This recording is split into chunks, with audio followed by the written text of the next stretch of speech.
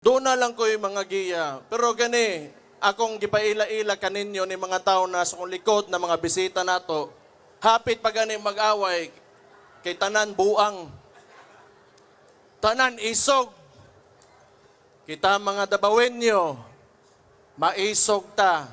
Pag kita gani, itulak sa corner, imong ipiton, wa tay laeng himoon, di man tahilabtanon. Pero kung inyo may suwayan, makatilog yun mong sokol sa inyong kinabuhi nga wa pa ninyo makit sukad-sukad sa inyong nataw mo. Naalang ko yung mga gamayng giya para sa ato para sa tanang dabawin nyo. Nga gusto na kong basahon sa inyo ha. Una asenso para sa tanan. Dili lumba ang pag-asenso. Suportahan ang matag-usa nga mulambo aron dungan tang mulahutay para sa nindot nga dakbayan. Ang tinuod nga kalambuan kauban ang tanang katawhan.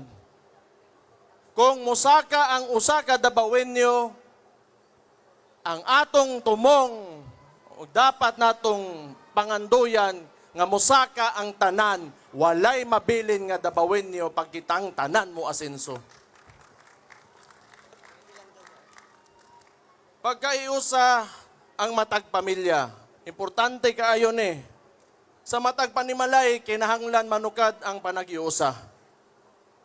Pag hinatagay o pag sinabtanay, kay ang nagkaiusang dakbayan, pundasyon ang pamilyang ligon o naay baruganan. So kita magsugod sa atong mga panimalay, disiplinahon na itong mga anak, pasudlo na itong eskwelahan, importante, naapoy kahadlok yun sa Ginoo. Katulo, Ginoo ang sentro sa tanan. Sa kanunay, di malimot sa pag-ampo o pagpasalamat sa Ginoo.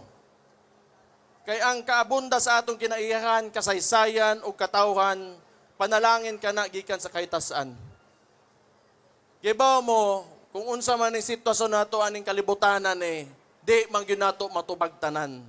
Mao na ang uban diha salig lang sa Ginoo, ibili na nato sa iya ka. Basta kitang tanan, himo lang og kaayuhan sa matag-usa.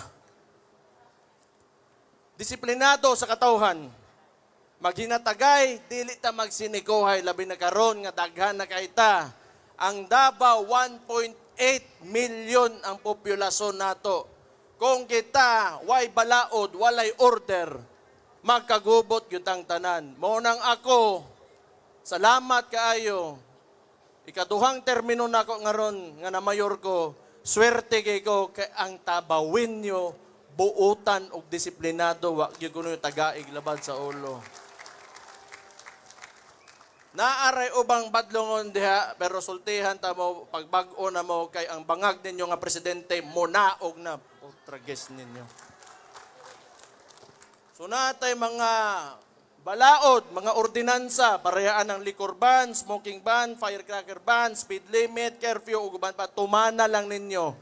Kay dili man na pang-ipit sa inyo kundi para maplastar tang tanan, aron hapsay ta, harmonious ato mga kinabuhi. Og diha ta nailhan sa tibok Pilipinas, kay kita nakapanaog og nakapaimplementar o ingana nga balaod sa usa ka dakbayan og kitay pinakauna. Kay ang panggobyerno, dili lang kami nga nasa gobyerno, di lang ang administrasyon nato, di lang ang mga konsehal, ang mayor, ang vice mayor, ang congressman. This is a collective effort of all Davaoenos. Kung dili, walay active participation from you, why mahitabo sa tuwa. Mo na again, magpasalamat ko sa inyong salig sa atong lokal nga gobyerno. Thank you kaayo. Salamat, ana. Doon na pa, wala ko na human. Sige lang, kay hapit ng paniod to. Gutom na po ko.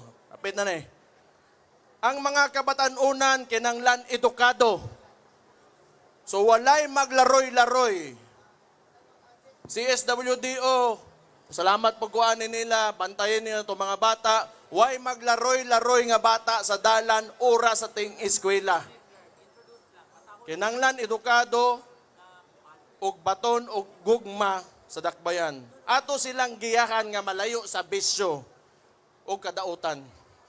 Ang responsableng kabatanunan maoy magdala sa atong syudad sa mas dakong kadaugan kay ngano wa may laing mupuli nato kundi atong mga anak ug mga apo. Mao nang padak-o nato sila ug giyahan nato sila taman sa tungkaya ug taman sa tungkayang ihatag nga gugma nila.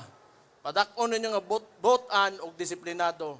Kay pohon sila mupuli ang katong mga problema, mga sulbad na to karon, bag-o na ilang problemahon, kay kita'y mo sulbad ana karon, tagaan na to sila nindot nga kaugmaon.